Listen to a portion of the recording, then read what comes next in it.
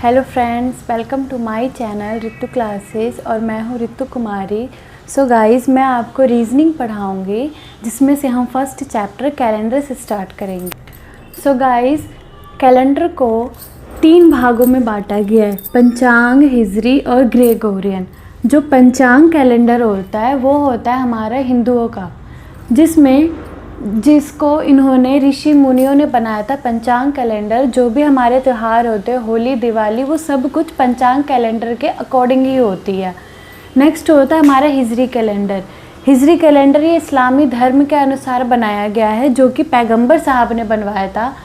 और ये दोनों कैलेंडर मून पे निर्धारित होता है। मून के अनुसार, मून कैसे घूमता है, कैसे रिएक्ट होता है, उसके अनुसार ये सब कुछ त्यौहार मनाए जाते हैं। जो भी इस्लामी धर्म का ईद हुआ, मीठी ईद है, बकरी ईद है, वो सब मून पे होता है। और जो भी हमारा पंचांग के अनुसार जो होली, दिवाली है, ये सब मून के अकॉर्डिंग ही हमारे त्यौहार की डेट फिक्स किए जाते हैं। अब हम पढ़ेंगे ग्रेगोरियन कैलेंडर। ग्रेगोरियन कैलेंडर को 2 भागों में बांटा गया, एक एडी, दूसरा बीसी। बीसी का मतलब है बिफोर क्राइस्ट। इसलिए कहा गया है इसको क्योंकि जब ईसा मसीह का जन्म हुआ था, उससे पहले की जितने भी डेट है, इनको हम बिफोर क्राइस्ट के नाम से जानते हैं। उनके पहले जितने भी लोगों का जन्म हुआ था, आपने नॉर्मली किताबों में देखा होगा, ई और पू लिखा होता है, उसका मतलब होते हैं ईसवी पूर्व, मतलब कि बिफोर क्राइस्ट। उनके पहले के जितने भी लोग हैं उन पे ये लिखा होता है। और जो भी ईसा मसीह के जन्म के बाद जो लोग हुए हैं और उनके बाद ही हमारे डेट निश्चित किए गए थे, उसके बाद 0, 1, 2, 3 इस तरीके से डेट स्टार्ट हुए थे, उनको हम बोलते हैं एडी। एडी का मतलब एनो डोमिनी और सी का मतलब कॉमन एरा। ये दोनों एक ही नाम है, इनको 2 नाम से जाना जाता है। तो जो हमारे जितने भी कैलेंडर हमारे घरों में कैलेंडर है, वो ग्रेगोरियन कैलेंडर, ये एडी, इसके हिसाब से ही हमारे घरों के कैलेंडर है, जिसको हम इंग्लिश कैलेंडर कहते हैं। इसी कैलेंडर को हम अब पढ़ेंगे आगे। तो अब हम ये पता करेंगे कि लीप ईयर कैसे निकालते हैं। जैसा कि आप सभी जानते हैं कि 2 तरीके के ईयर होते हैं, एक होता है नॉर्मल ईयर, दूसरा होता है लीप ईयर। सभी जानते हैं कि लीप ईयर जो हर चौथे साल में आता है, लेकिन ये ज़रूरी नहीं है कि हर चौथा साल ही लीप ईयर होगा, वो नॉर्मल ईयर भी हो सकता है। ये कैसे निकालते हैं, कैसे पता करते हैं, यही मैं अब आपको आगे सिखाऊंगी। एक साल में हमारे होते हैं 365, जिसको हम बोलते हैं नॉर्मल ईयर। उसमें हमारी फरवरी होती है 28 डेज़ की। दूसरा होता है लीप ईयर। लीप ईयर में हमारी फरवरी होती है 29 डेज़ की। लेकिन ये कैसे पता चलेगा कि इस ईयर में जो हमारी फरवरी है 29 डेज़ की है या 28 डेज़ की है, यही अब हम पढ़ते हैं। जैसे कि फॉर्मूला होता है कि लीप ईयर कैसे पहचाने। देखिए, लीप ईयर पहचानने के होते हैं 2 फॉर्मूले। अगर हमारा ईयर 4 से डिवाइड होता है तो वो लीप ईयर है। वो भी कैसे, देखिए, अगर मान लीजिए ईयर है कि 2016, तो ये होगा हमारा 4 से अगर डिवाइड हो जाएगा तो हमारा ये लीप ईयर है, वरना नहीं है। देखिए, इसको पूरा डिवाइड करने की ज़रूरत नहीं है। इसके जो लास्ट 2 डिजिट है 16, अगर ये 4 से डिवाइड होता है तो ये लीप ईयर है। जैसा कि हम सभी जानते हैं कि ये 4 से डिवाइड हो जाएगा, तो इसका मतलब है ये है लीप ईयर, इसमें फरवरी 29 की होगी। दूसरा, अगर 2020 है, इसका लास्ट है 20 और जो कि 4 से डिवाइड हो जाएगा, तो इसमें भी फरवरी 29 की है, तो ये भी एक लीप ईयर है। लेकिन ये हर किसी में नहीं होता है। मान लीजिए कि 2018 है, इसका लास्ट नंबर है 18 के 4 से डिवाइड होगा? नहीं होगा पूरी तरीके से। तो इसीलिए ये एक लीप ईयर नहीं है, ये है एक नॉर्मल ईयर जिसमें फरवरी 28 डेज़ की होगी। दूसरा है एग्जाम्पल, मान लीजिए कि 2015 है, ये क्या 4 से डिवाइड होगी? तो बिल्कुल भी नहीं होगा, क्योंकि इसका लास्ट नंबर 4 से डिवाइड नहीं होगा, तो इसीलिए ये एक लीप ईयर नहीं है और इसकी फरवरी 28 डेज़ की है। तो ये होता है इन तरह के ईयर्स में निकालने का कि ये लीप ईयर है या नहीं है। लेकिन 2 तरीके के हमारे ईयर्स होते हैं, एक तो इस तरह के होते, एक होता है सेंचुरी ईयर। सेंचुरी ईयर जैसे कि 2000, 1600, 1800, 1900, तो ये होते हैं। जैसे कि हमारा 2000 है, तो इसके लिए हमें क्या करना पड़ेगा, जैसे इन ईयर के लिए हमने 4 से डिवाइड किया है तो इनको हम 4 से नहीं करेंगे। सेंचुरी मतलब कि 100, तो इनको हम 4 के बजाय 400 से डिवाइड करेंगे। जैसे अब 2000 को अगर ये 400 से डिवाइड होता है पूरे तरीके से तो ये एक लीप ईयर होगा, वरना ये नहीं होगा। तो जैसा हम सभी जानते हैं कि ये 400 से डिवाइड हो जाएगा, तो इसलिए ये एक लीप ईयर है और इसका फरवरी 29 का होगा। दूसरा एग्जाम्पल है कि 1600 400 से पूरे तरीके से डिवाइड होता है, इसलिए इसका फरवरी 29 डेज़ का होगा। लेकिन सभी सेंचुरी ईयर एक लीप ईयर नहीं होता है। फॉर एग्ज़ाम्पल अगर 1800 है, अगर हमारा जो सन है वो 1800 है, क्या वो 400 से डिवाइड होगा पूरे तरीके से? तो वो नहीं होगा। तो इसका मतलब ये एक लीप ईयर नहीं है और इसका फरवरी 28 दिन का होगा। इसी तरीके से 1900 ये भी पूरे तरीके से 400 से डिवाइड नहीं होगा, इसलिए इसका फरवरी भी 28 दिन का होता है। इस तरीके से हम आराम से लीप ईयर की पहचान कर सकते हैं। इसके हम अभी और एग्जाम्पल देखते हैं।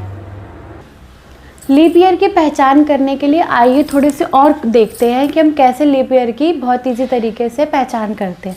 जैसे मान ली शुरू के ईयर होंगे, जैसे कि 5 वर्ष, तो जो शुरू में जब ग्रेगोरियन ने कैलेंडर बनाया होगा तो उनको कैसे पता चला होगा? तो देखिए, जब उन्होंने 5 को 4 से डिवाइड किया होगा तो ये कितने टाइम्स में हुआ होगा? क्योंकि 4 के टेबल में 5 तो आता नहीं है बट 4 आता है, मतलब कि शुरू में ना पहले में लीप ईयर होगा, ना दूसरे में, ना तीसरे में, लेकिन चौथे ईयर में ज़रूर लीप ईयर रहा होगा।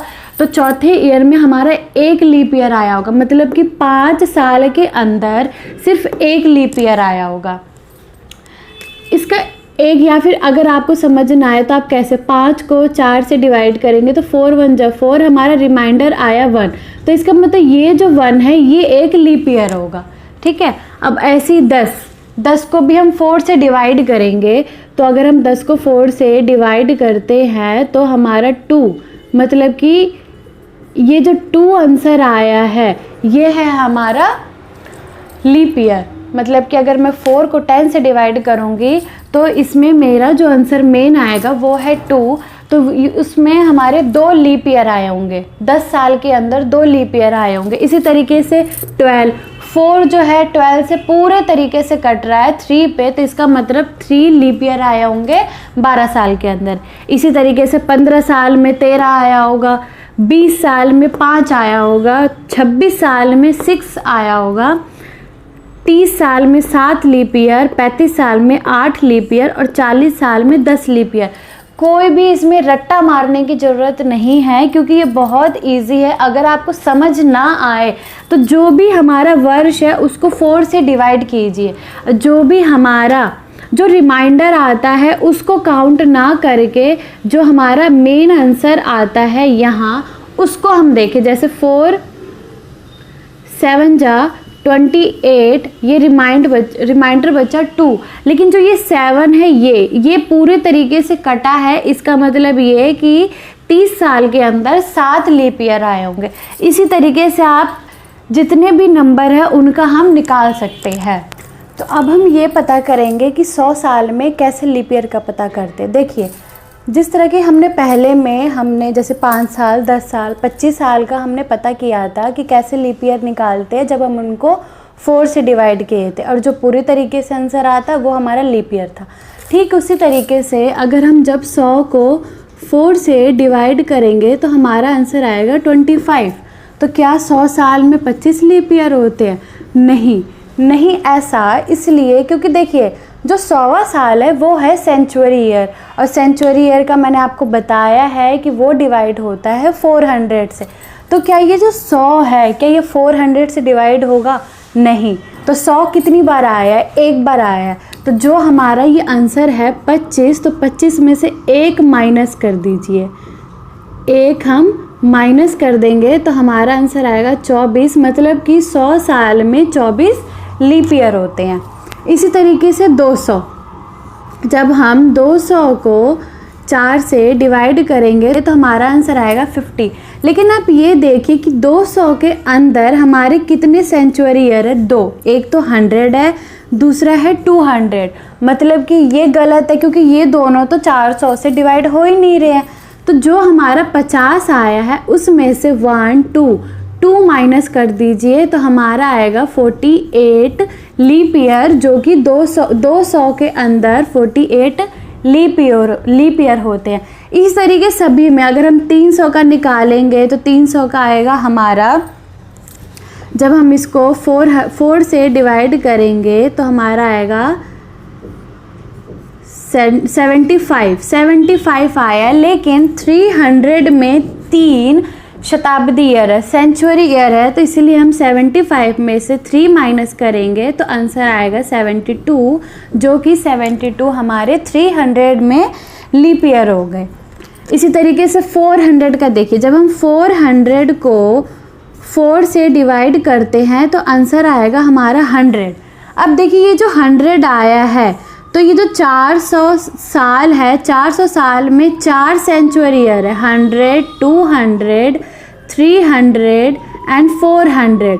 लेकिन 400 जो है वो तो 400 से डिवाइड हो रहा है, मतलब जो 400वां साल है वो तो लीप ईयर है, लेकिन इससे जो 3 पहले जो सेंचुरी ईयर है ये 400 से डिवाइड नहीं हुए थे। इसीलिए अब हम 100 में से 1, 2, 3 जो हमारे लीप ईयर नहीं है उतने माइनस करके हमारा आंसर आएगा 97।